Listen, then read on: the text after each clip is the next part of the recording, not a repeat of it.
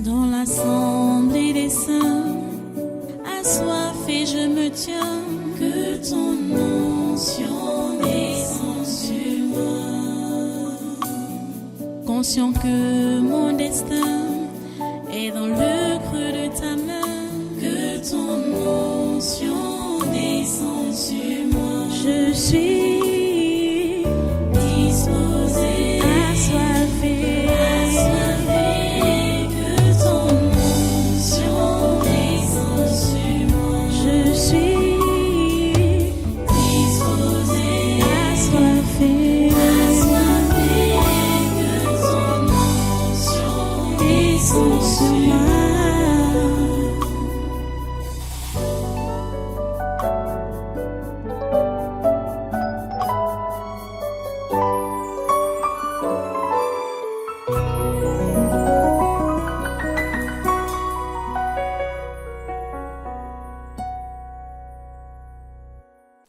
Alléluia. Voilà, tu restes debout et tu prends ta Bible. Prends ta Bible pendant que tu es debout.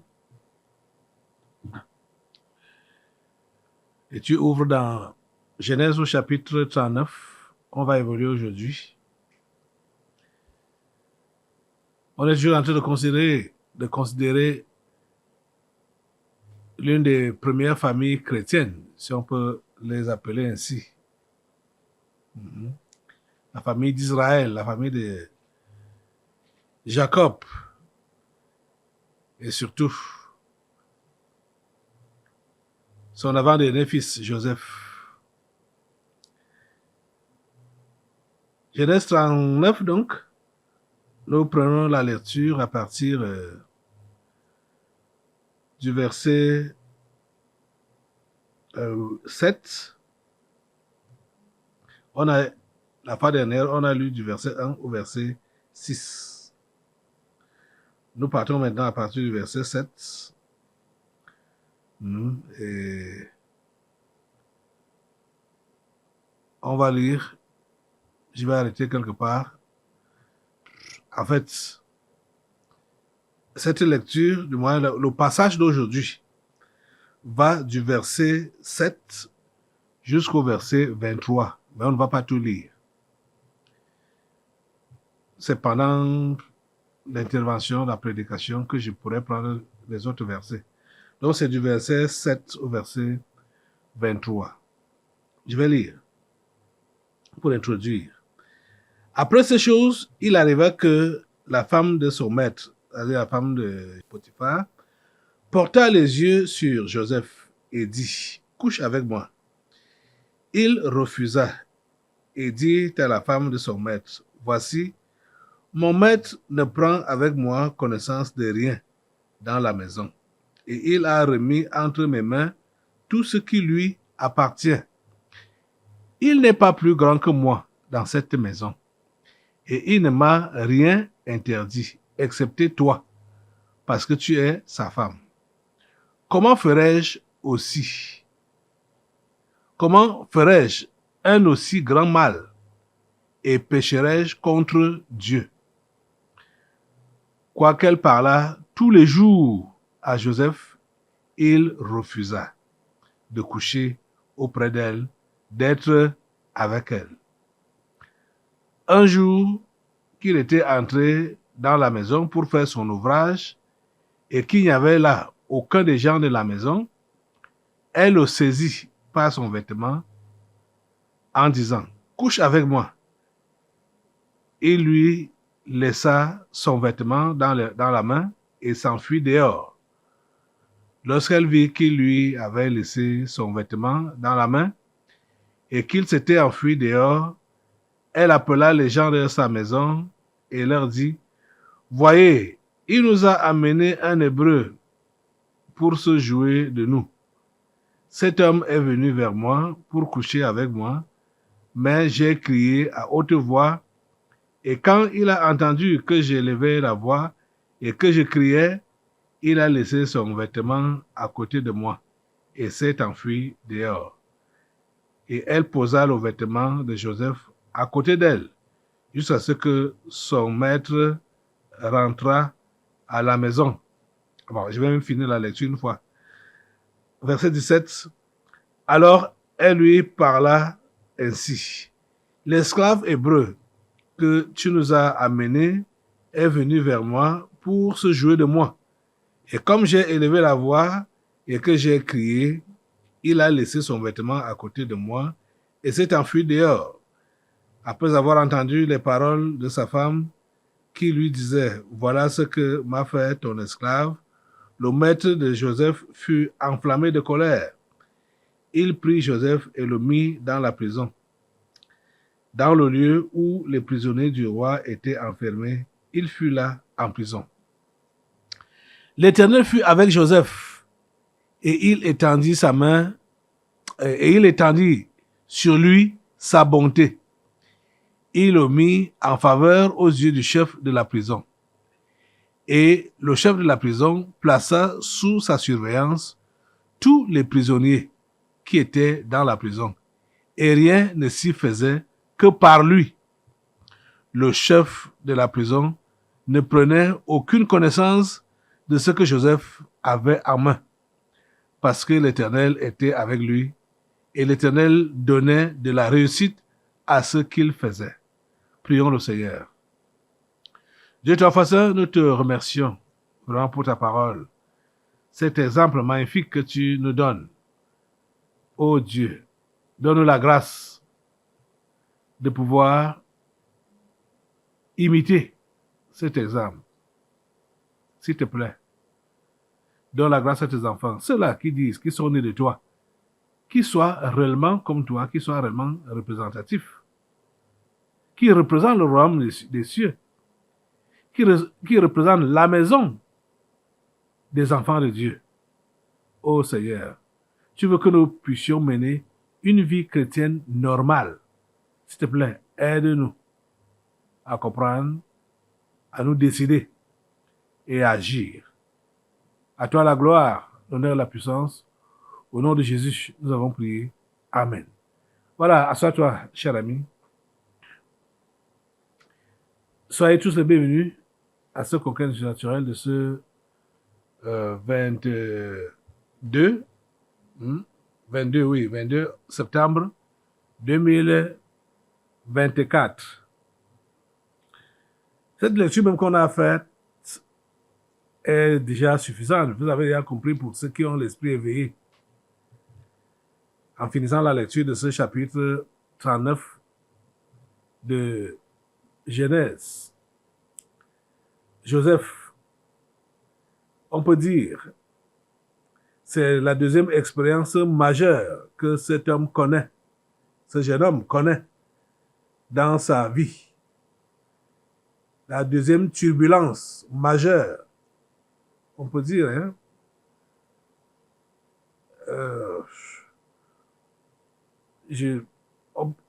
Puisque quand il a été vendu, il a été vendu par ses frères, il a été dans la maison de Potiphar. Et étant dans la maison de Potiphar, malgré le fait qu'il avait trouvé grâce aux yeux de Dieu et qu'il se comportait comme un vrai enfant de Dieu, il a eu encore des problèmes avec donc la femme de son patron. Et cela lui a valu encore une prison. L'homme là a été seulement gentil. Comme c'était un esclave, il pouvait seulement le tuer. On devait rien lui demander. Que tu as osé coucher avec ma femme? Parce que la femme avait menti. Ces vérités sortent après, hein? Mais Joseph avait déjà subi toutes ces maltraitances à cause du mensonge. Et d'abord à cause de la jalousie de ses frères, et maintenant à cause du mensonge de la femme de son maître, la femme de Potiphar. Mais Joseph était resté calme. Joseph, même étant en prison, n'a pas changé de comportement. Il ne s'est pas dérangé. Il continue à faire son travail normalement. sans rancune. On nous dit que l'Éternel, verset 21, l'Éternel fut avec Joseph et il étendit sur lui sa bonté. Il le mit en faveur aux yeux du chef de la prison. Verset 22, et le chef de la prison plaça sous sa surveillance tous les prisonniers qui étaient dans la prison, et rien ne s'y faisait que par lui. Vous voyez, ce que Joseph a connu dans cette prison, c'est inhabituel. Parce que moi, j'ai fait la prison dans les cellules. Quand vous partez là-bas, là, c'est l'ancien détenu qui est le patron des autres détenus. C'est comme ça que ça se passe là-bas. C'est l'ancien détenu. Donc, c'est lui qui dicte la loi. Mais regardez que Joseph vient. Bon, il est vrai que quand moi je partais là-bas, j'ai changé la donne. Hein? J'ai changé la donne. J'étais un peu comme Joseph, comme ça, là.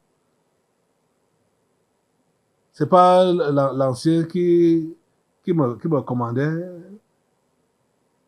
mais c'est moi qui prenais le dessus et qui dirigeait la cellule. De quelle façon? Avec la parole de Dieu. J'ai imposé la prière. Et il y avait certains même qui avaient des Nouveaux Testaments comme ça, là. Je prenais, je lisais et je priais et je prêchais. Donc, vous voyez, Joseph étant détenu, prisonnier, il avait la grâce de Dieu et il avait le dessus sur les autres prisonniers. Parce que la main de Dieu était sur lui. Le chef de la prison plaça sous sa surveillance tous les prisonniers qui étaient dans la prison. Et rien ne s'y faisait que par lui. Vous voyez ça?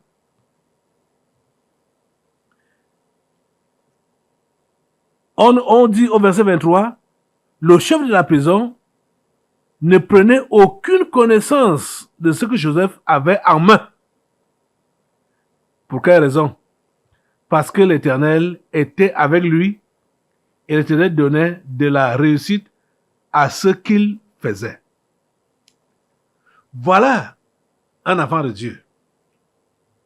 La bénédiction l'accompagne. Ses mains sont bénies. Je te posais la question l'autre jour. Qu'est-ce qu'il y a sur tes mains? Hein? Regarde tes mains là. Qu'est-ce qu'il y a dedans? La bénédiction ou bien la malédiction? Joseph avait la bénédiction sur ses mains. Tout ce qu'il touchait était béni. Tout ce qu'il touchait était béni. Contrairement à ce qui se passe dans la vie de plusieurs. Et chez certains, c'est même depuis le jeune âge. Tout ce qu'il touche se gâte. Tout ce qu'il touche est maudit. Quand il touche, c'est déplacé, on ne peut plus le reconnaître. Il gâte. Toi, tu fais comment quand tu touches quelque chose? Est-ce qu'on peut... Toi, je te pose la question maintenant parce que toi, en tant qu'enfant de Dieu, tu dis que tu es enfant de Dieu. Mais tes mains sont comment? Est-ce que tes mains sont bénies? Est-ce que tes mains sont bénies? L'attitude de Joseph nous enseigne beaucoup. Joseph a connu l'injustice. Et vous voyez que ça n'a pas commencé en Égypte. Depuis son enfance, dans la maison paternelle, Joseph connaissait l'injustice. Et il est vendu dans l'injustice parce que ses frères étaient jaloux de lui, ne voulaient pas que ses rêves s'accomplissent. Et il voulait donc enterrer ses rêves. Mais Joseph n'a pas été dérangé. par la mauvaise attitude de ses frères. Il n'a pas été dérangé par ça. Même pas un peu. Il évoluait sa vie. Il évoluait avec sa vie. Sereinement. Sans rancune. Sans rancœur. Il savait que tout ce qu'il subissait était injuste. Et il savait que il était là, pas pour plaire aux hommes, mais pour plaire à Dieu et faire la volonté de Dieu. C'est quoi? Quand bien même la femme de son patron voulait l'entraîner au péché, voici sa réponse. Comment ferais-je un aussi grand mal et pécherais-je contre Dieu? Je suis au verset 9, la fin du verset 9 de Genèse 39 là. Vous comprenez sa réaction? Comment ferais-je quand sa femme, la femme de son maître veut que Joseph couche avec elle? Il dit à cette femme que son maître, verset 9, il n'est pas plus grand que moi dans cette maison. Et il ne m'a rien interdit, excepté toi, parce que tu es sa femme. Comment ferais-je un aussi grand mal et pécherais-je contre Dieu? Pas contre mon patron. Ce n'est pas patron. Pas contre mon maître, ni contre toi, mais contre Dieu. Joseph savait que sa vie dépendait de Dieu. Tout ce qu'il avait à faire, s'il fait du bien, il sait qu'il fait ça à Dieu. S'il fait du mal, il sait qu'il fait ça contre Dieu. Toi alors, quelle est ta position? Quelle est ta position? Tu veux plaire à qui? Ou tu plais à qui? Hein? La femme voulait que Joseph fornique avec elle. Joseph ne voyait pas le péché contre la femme, ni contre son maître, mais il voyait le péché contre Dieu. Et c'est ça qui le préservait. Il ne veut pas désobéir à son Dieu. C'est Dieu qui était devant. Et vous allez voir que quand on va même continuer avec l'histoire, quand il a été appelé par le roi, le grand roi même, donc Pharaon, qui lui disait que j'ai appris que quand tu entends un rêve, tu peux donner l'explication. Il a dit à Pharaon que ce n'est pas moi, c'est Dieu qui donne l'explication.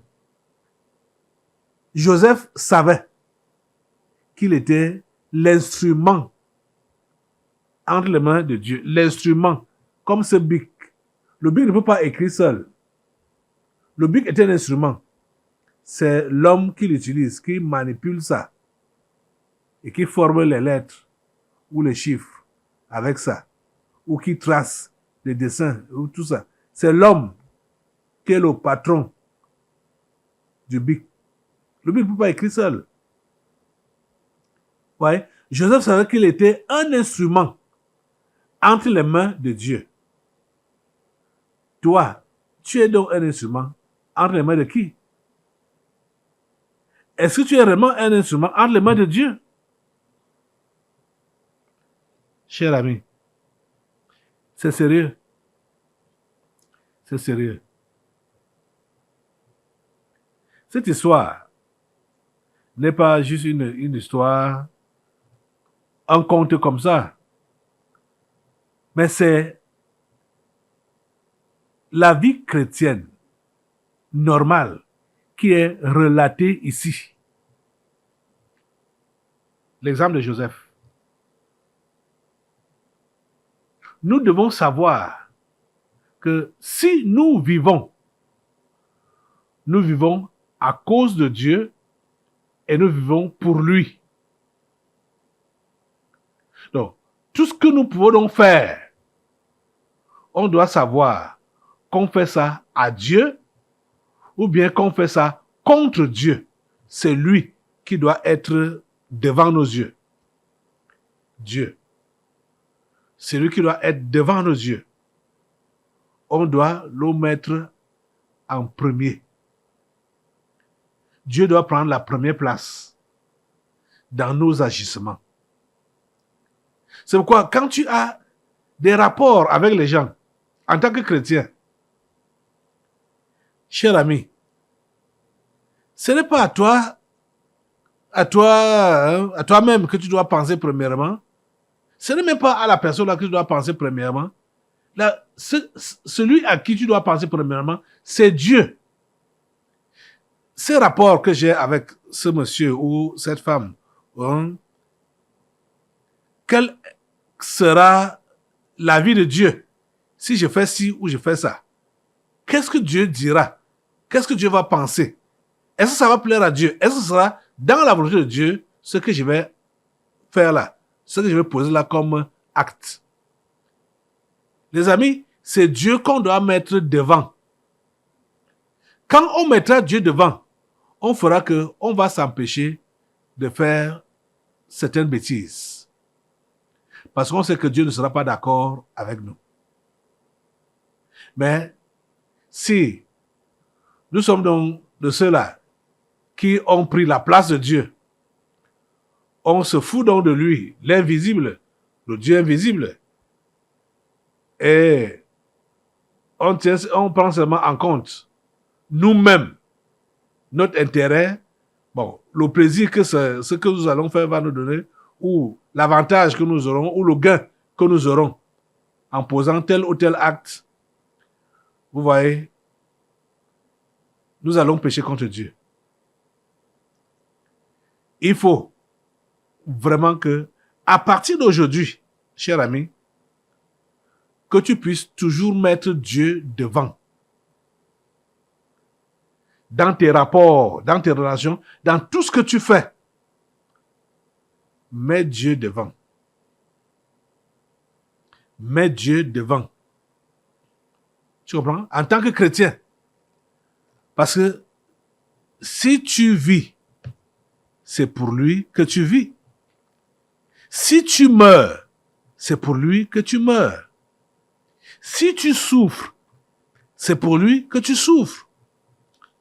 Voyons un peu ce qui nous est dit dans le livre de Paul, la lettre de Paul aux Romains, au chapitre 8, par exemple.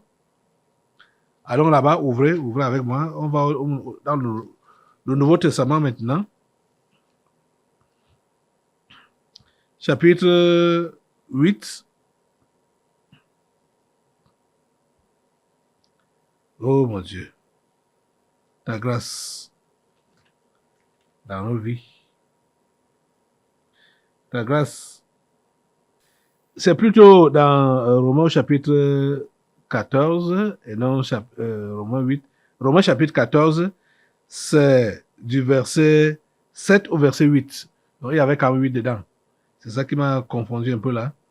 Donc Romains 14, verset 7 à 8, qui dit: en effet, nul de nous ne vit pour lui-même, et nul ne meurt pour lui-même. Hey, vous comprenez ça? Es-tu chrétien? Oh mon Dieu. Ceux qui ont peur de mourir, ceux qui ont peur de souffrir, ceux qui ont peur d'être insultés, ceux qui ont peur d'être rejetés. Vous vivez pour qui? Ce qui vous arrive là, ça vous arrive pour qui? Vous subissez ça pour qui? Ouais. En effet, nul de nous ne vit pour lui-même et nul ne meurt pour lui-même. Verset 8. Car si nous vivons pour le Seigneur. Et si nous mourons pour le Seigneur. Soit donc que nous vivions, soit que nous mourions, nous sommes au Seigneur. Oh les amis, est-ce que vous comprenez ça? J'aimerais que chacun de vous retienne ces 2 versets et que ce soit ces 2 versets qui vous motivent dans votre chrétienté. Votre chrétienté, ce n'est pas pour vous-même. Ce n'est pas pour vous, c'est pour le Seigneur. Vous comprenez ça? Beaucoup de gens, quand ils disent même qu'ils rétrogradent, c'est pour plaire à qui? C'est pour plaire à eux-mêmes. Donc parce qu'ils ont pris plaisir au péché. Hein? Donc c'est pour plaire à eux-mêmes. Et ils ne font pas cas de Dieu, ils ne soucient pas de Dieu, ils lui désobéissent comme ils veulent, ils lui claquent la porte, ils disent, toi Dieu, toi, fous-moi le camp, je fais comme je veux, je fais à ma tête, je fais à ma volonté, pas ta volonté, mais ma volonté. Vous voyez? C'est comme ça qu'ils font. Mais si tu comprends ce qui est dit ici, que en effet, nul de nous ne vit pour lui-même, et nul ne meurt pour lui-même. Car si nous vivons pour le Seigneur, et si nous mourons pour le Seigneur. Soit donc que nous vivions, soit que nous mourions, nous sommes au Seigneur. La vie ou la mort, ça importe peu au chrétien. Il sait qu'il est au Seigneur, qu'il appartient au Seigneur. Donc tout ce qui peut lui arriver, c'est Dieu qui a voulu, c'est Dieu qui a programmé. Il ne va pas reculer, il ne va pas maudire Dieu à cause de ce qui lui arrive. Joseph n'a jamais maudit Dieu à cause de ce qui lui est arrivé. Il n'a jamais même soit détesté ses frères à cause de ce qui lui est arrivé. Il n'a jamais détesté la vie à cause de ce qui lui est arrivé. Parce que plusieurs parmi vous là, vous détestez la vie. Vous dites, mais moi je suis même venu faire quoi ici sur la terre? Souffrance, rien que souffrance. Misère, rien que misère. Hein? On m'a même dit de croire en Jésus. J'ai même cru, depuis que j'ai cru, rien n'a changé. Je suis toujours malade. Je suis toujours pauvre. J'ai toujours des problèmes. C'est là même que mes problèmes ont augmenté. Quand j'ai donné ma vie à Jésus, tout le monde m'a abandonné. Il y a des gens qui se plaignent, qui disent qu'ils sont chrétiens et qui se plaignent. Parce que depuis qu'ils ont cru en Jésus, c'est là que les choses sont devenues plus difficiles dans leur vie. Mon ami, tu as réellement cru? Tu sais ce que tu fais? Tu sais ce que tu fais? Oh mon Dieu. Et à cause de cela, leur comportement chrétien va changer. Hein? Leur comportement chrétien, ils ne vont plus se comporter en chrétien. Ils vont donc se compromettre parce qu'ils veulent plaire non seulement aux hommes, mais à eux-mêmes. Ils veulent être bien. Ils veulent être bien reçus. Ils veulent être bien accueillis. Donc, ils vont décider donc de baisser le standard de la chrétienté. Parce qu'ils veulent être acceptés par les hommes. Parce qu'ils veulent être bien sur la terre. Ils veulent être bien au milieu des gens, aux yeux des gens. Mon Dieu, vous ne comprenez pas ce que vous faites. Ce n'est pas ça la vie chrétienne normale. La vie chrétienne normale te demande d'accepter toutes sortes de traitements. À cause de Dieu, tu acceptes qu'on te traite bien ou qu'on te traite mal, quel que soit le traitement qu'on te réserve ou qu'on te donne, tu acceptes avec action de grâce. En remerciant le Seigneur pour avoir subi ce que tu as subi là. C'est comme ça que Joseph faisait. Et on voit que partout où il partait, il avait la grâce de Dieu. Il avait la grâce de Dieu. La bénédiction de Dieu l'accompagnait. Tu comprends ça? Es-tu chrétien? Quand tu atterris quelque part, qu'est-ce qui se passe autour de toi? Apportes-tu la paix, l'harmonie, la prospérité, la joie, le bonheur, la paix? Qu'est-ce que tu apportes? Qu'est-ce que tu traînes avec toi? Vous savez, Jésus nous a tout donné. Même la paix là, même la joie, l'amour, tout. Jésus nous a tout donné. Et il nous dit que quand nous partons même pour évangéliser, donc pour apporter la bonne nouvelle, il dit qu'on doit d'abord souhaiter la paix à la maison qui nous accueille. Et il dit que si cette maison-là est digne, les gens de paix sont là, que notre paix va descendre, va rester dans cette maison. S'ils n'en sont pas dignes, notre paix va rester avec nous. Donc, nous sommes porteurs de paix, chrétiens. Le chrétien est porteur de paix, porteur de vie, porteur de bénédiction, porteur du bonheur. Le chrétien est porteur du bonheur, porteur de la vie. Vous comprenez ça? C'est ça que nous sommes. Oh les amis, il faut que vous le compreniez et que vous changiez votre façon de faire. Les plaintes, les lamentations qui sont dans vos bouches là. Parce que vous passez par des épreuves. Ce n'est pas normal. Ce n'est pas normal.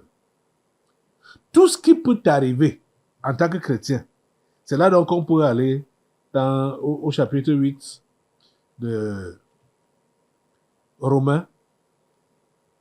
Tout ce qui peut t'arriver en tant que chrétien, voici ce que la Bible te dit. Verset 28. Romains 8, verset 28. Nous savons du reste que toute chose concourt au bien de ceux qui aiment Dieu, de ceux qui sont appelés selon son dessein, c'est-à-dire selon son plan. Toute chose concourt à leur bien. Toute chose est pour le bien du croyant. Toute chose est pour le bien du chrétien. Je ne sais pas par quoi tu passes. Je ne sais pas ce que tu expérimentes dans ta vie. Dans ta vie chrétienne. Au niveau de ton service, je ne sais pas ce que tu vis maintenant là. S'il te plaît, comprends aujourd'hui que tu n'as pas besoin de te plaindre par rapport à ce qui t'arrive là. Et tu n'as pas besoin de changer de comportement. C'est-à-dire devenir négatif, te comporter comme un païen parce que tu connais des expériences négatives, parce que tu es maltraité, parce que tu es malmené, parce que tu es exploité ou même surexploité. Tu ne dois pas te plaindre par rapport à ça. Tu comprends? Rassure-toi que c'est la volonté de Dieu que tu fais toujours et toujours. Rassure-toi que c'est la volonté de Dieu que tu fais. J'ai souvent demandé à Dieu, du moins je me suis souvent posé cette question, mais quand Jésus est venu, Jésus a trouvé qu'il y avait l'esclavage. L'esclavage existe même, voilà, on est même en train de voir un cas d'esclavage. Joseph, qui a été vendu comme esclave. Vous allez constater que les esclaves ont toujours existé. Et la chrétienté est venue. Et que ce soit Jésus, que ce soit les apôtres, ils ont toujours enseigné aux esclaves d'être soumis. De ne rien dérober, de ne rien gâter. C'est-à-dire d'être exemplaire. C'est comme ça que Dieu a toujours voulu que c'est l'enseignement que Dieu a toujours donné aux esclaves. Pourquoi ça? C'est parce que nous-mêmes, c'est-à-dire l'humain qui a cru en Dieu, est son esclave. Vous comprenez ça? Parce que nous, en tant que chrétiens, la vie chrétienne normale, il faut que tu comprennes que normalement, tu es l'esclave de Dieu. Donc, tu n'as pas besoin de vouloir chercher ta liberté. Et tu ne pourras pas être donc, libre de toutes les façons. Nous sommes les esclaves de Dieu à vie. Ça doit être inculqué en nous, en tant que chrétiens. Donc, c'est pourquoi vous allez voir ceux-là qui se révoltent, qui se rebellent là. Ils sortent des plans de Dieu. Ils sortent de la volonté de Dieu. Et vous savez, quand on parle de se rebeller à Dieu, est-ce qu'on voit Dieu? On ne voit pas Dieu. On a des gens qui l'ont placé devant nous. Quand on se rebelle contre ces gens-là, c'est contre Dieu qu'on se rebelle. Donc, toute personne qui veut vivre dans l'indépendance et qui dit qu'elle est chrétienne, elle se trompe. Parce que le chrétien n'est pas indépendant. Le chrétien est un esclave. L'esclave de Dieu. Vous comprenez? Et doit donc demeurer dans la soumission. Il n'y a rien à revendiquer dans la soumission et faire toujours, se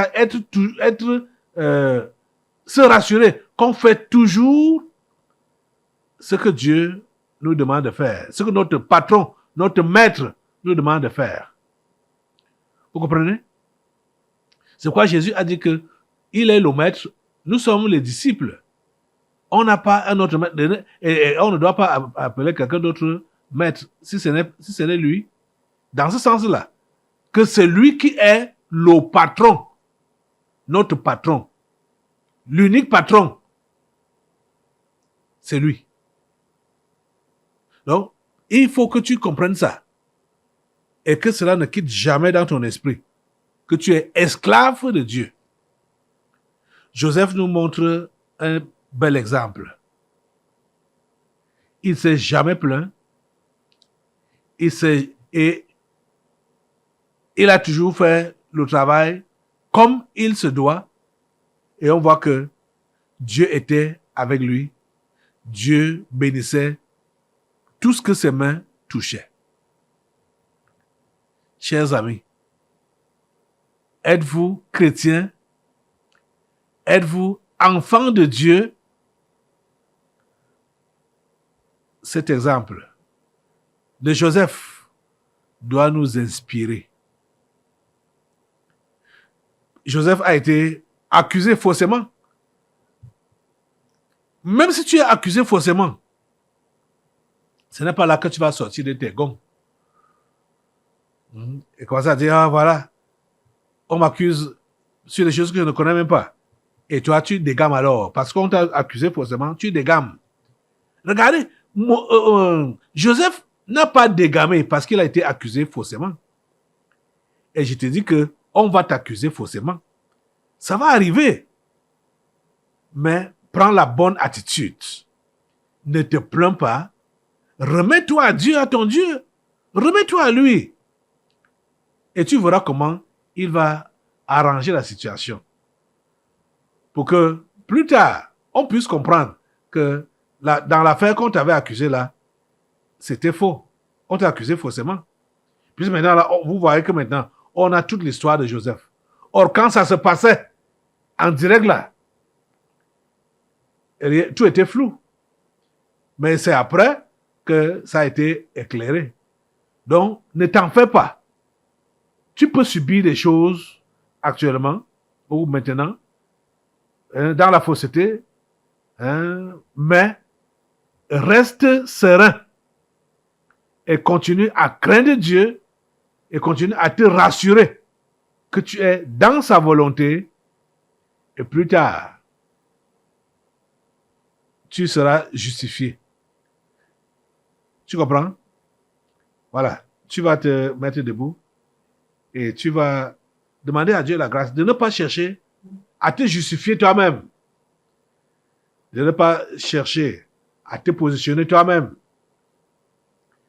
D'accepter tout ce qui peut t'arriver comme maltraitance, comme accusation, comme fausseté sur toi.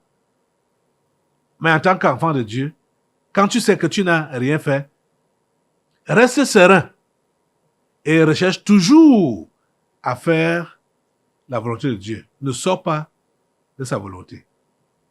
Dieu, s'il te plaît, aide cet homme, aide cette femme. Oh Dieu, à apprendre de la vie de Joseph. Cet enfant que tu as choisi depuis le sein de sa mère, à être une différence, à faire la différence dans cette famille. Permets que celui-ci, celle-ci, qui m'écoute maintenant, puisse copier de cet exemple. Au nom puissant de Jésus, nous avons prié. Amen. Voilà, assois-toi. Nous allons maintenant passer aux délivrances prophétiques. Dans l'assemblée des saints, assoiffé je me tiens, que ton onction descende sur moi. Conscient que mon destin est dans le creux de ta main, que ton onction descende sur moi. Je suis disposé, assoiffé, que ton onction descende sur moi. Je suis disposé, assoiffé, que ton onction descende sur moi.